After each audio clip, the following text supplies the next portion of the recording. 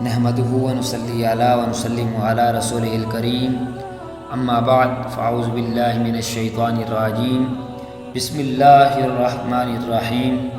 حضرت فضیل بن عیاض رضی اللہ تعالی عنہ کے احوال زندگی۔ آپ کا اسم گرامی ابو علی فضیل بن عیاض رضی اللہ تعالی عنہ ہے۔ آپ کی پیدائش سمرقند میں ہوئی۔ ابتدائی دور میں صحرائے بصحرا لوٹ مار کیا کرتے تھے۔ مکہ المعظمہ میں 187 ہجری میں وفات پائی۔ زندگی کے اوائل دور میں ایک شخص یہ آیت تلاوت کر رہا تھا، الم یعنی للذین آمنوا ان تخشع قلوبهم لذکر اللہ، کیا ایمان والوں کے لیے وہ وقت نہیں آیا کہ ان کے دل اللہ کی یاد کے لیے رقت کے ساتھ جھک جائیں۔ اس آیت کا آپ کے قلب پر ایسا اثر ہوا جیسے کسی نے تیر مار دیا ہو۔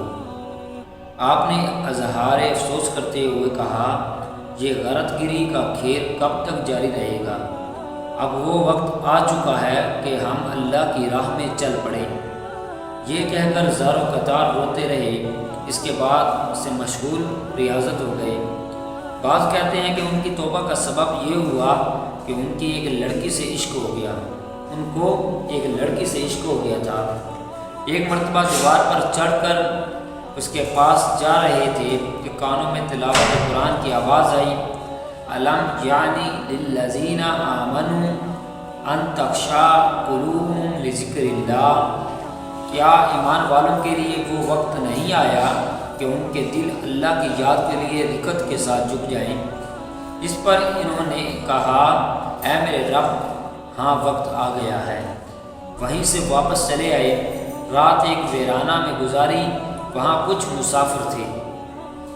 انہوں نے کہا، یہاں سے چلے چلو۔ کچھ نے کہا، صبح تک یہیں رہو، اس لیے کہ راستے میں فضیل بن عیاض ہوگا، وہ لوٹ لے گا۔ اس پر آپ نے توبہ کر لی اور انہیں امان دی۔ اطاعت اور زہد و عبادت کا راستہ اختیار کیا اور ریاضت و مجاہدہ میں بڑے کمال پر پہنچے۔ حضرت امام احمد بن حنبل رضی اللہ تعالیٰ عنہ فرمایا کرتے تھے کہ میں نے اپنے کانوں سے حضرت فضیل رضی اللہ تعالیٰ عنہ کو یہ کہتے سنا ہے کہ طالب دنیا ذلیل و رسوا ہوتا ہے۔ اور جب میں نے اپنے لیے کچھ نصیحت کرنے کے لیے عرض کیا تو فرمایا، خادم بنو، مخدوم نہ بنو، کیونکہ خادم بننا ہی وجہ سعادت ہے۔ آپ نے فرمایا کہ جس نے کما حق اللہ کی معرفت پالی، اس نے اپنی طاقت بھر اس کی عبادت کر لی، اس لیے کہ معرفت اس کے احسان و انعام کی پہچان کی وجہ سے ہوتی ہے، اور جب اس کے رحم و کرم کی پہچان ہو جائے تو اس نے اس کو دوست بنا لیا، اور جب دوست بنا لیا تو طاقت بھر اس کی اطاعت و عبادات بجا لایا، کیونکہ دوست کا کوئی کام مشکل نہیں ہوتا۔ اسی بنا پر جتنی دوستی زیادہ ہوگی اتنی ہی طاعت و عبادت پر حرص زیادہ ہوگی، اور دوستی کی زیادتی معرفت کی حقیقت ہے۔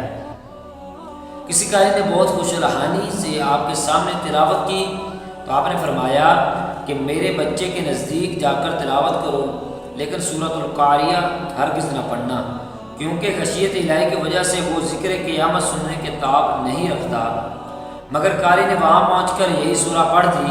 آپ کے صاحبزادے نے ایک چیخ ماری اور دنیا سے رخصت ہو گئے۔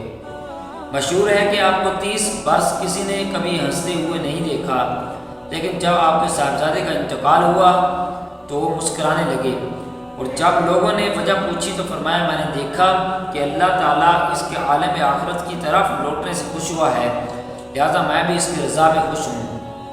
حضرت فضیل بن ربیع بیان کرتے ہیں کہ ہارون الرشید کے ساتھ مکہ مکرمہ میں حاضر تھا۔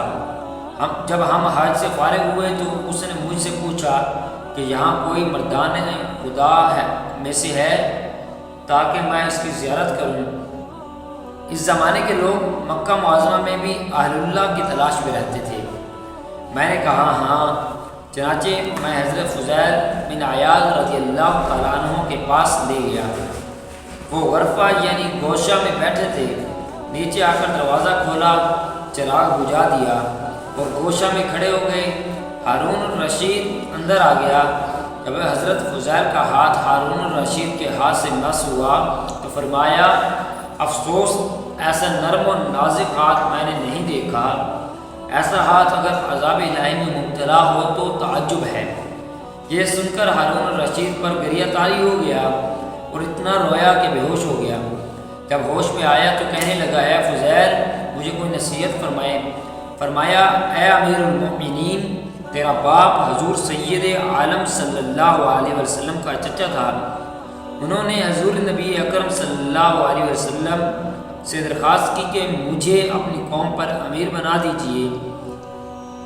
حضور نبی اکرم صلی اللہ علیہ وسلم نے فرمایا، اے چچا، میں نے تم کو تمہاری جان پر امیر بنا دیا، کیونکہ تمہاری ایک سانس طاعت الہی میں اگر گزرے تو یہ اس سے بہتر ہے کہ لوگ 1000 سال تک تمہاری فرما برداری کریں۔ اس لیے قیامت کے دن امیری میں بجز ندامت اور شرمندگی کے کچھ بھی حاصل نہ ہوگا۔ پھر اس کے بعد حضرت فضیل بن عیاض رضی اللہ تعالیٰ عنہ نے فرمایا، اے امیر المومنین، کہیں ایسا نہ ہو کہ تیرا یہ خوبصورت چہرہ آتش دوزخ میں گرفتار ہو۔ خدا کا خوف رکھو اور اس کا حق بہتر طریق پر ادا کرو۔ اس کے بعد ہارون الرشید نے عرض کیا، آپ پر کچھ بار قرض ہے؟ فرمایا، ہاں، خدا کا قرض میری گردن پر ہے اور وہ اس کی عطاعت ہے، اگر وہ اس پر میری گرفت فرمائے تو میری بدنصیبی ہے۔ آپ فرماتے کہ آدمی جب تک لوگوں سے مواست رکھتا ہے ریا سے نہیں بچ سکتا۔ ہم نے ایسے لوگ دیکھے ہیں جو اپنے اعمال میں ریا کرتے تھے، مگر اب ایسے لوگ بھی ہیں جو ان اعمال میں ریا کرتے ہیں جو وہ کرتے ہی نہیں۔ آپ نے فرمایا، جب میں دنیا کو کسی کے ساتھ کھیلتے دیکھتا ہوں تو مجھے رونا آتا ہے۔ اگر قرآن اور حدیث والے دنیا کی بے رغبتی پر صابر ہوں تو لوگ انہیں ذلیل نہ جانیں، مگر افسوس اس بات پر کوئی کہے کہ فلاں عالم یا عابد فلاں تاجر کے خرچ سے حج پر گیا۔ آپ فرماتے ہیں، اگر تم کسی عالم یا عابد کو دیکھو کہ وہ امیروں یا دنیا داروں کے ہاں اپنی تعریف سن کر خوش ہوتا ہے تو سمجھ لو وہ ریاکار ہے۔ اور ریاکار کی ایک علامت یہ ہے کہ اس کا علم تو پہاڑ کی طرح ہوگا اور عمل ذرہ کے برابر۔